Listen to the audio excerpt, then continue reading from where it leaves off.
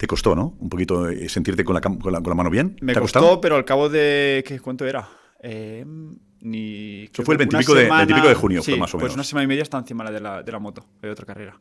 Sois de otra pasta, en fin. Dolía, pero tocaba ¿Cómo, aguantar. cómo afrontáis? El umbral del dolor lo tenéis vosotros, sois diferentes, ¿no? Yo ¿Estáis creo que acostumbrados al dolor? ¿Te acostumbra uno al dolor? sí, sí. O sea, yo ¿Cómo? creo que todos los deportistas. Siempre tienes alguna molestia, siempre tienes algún dolor. Entonces yo creo que aguantas mucho más que las personas a lo mejor normales.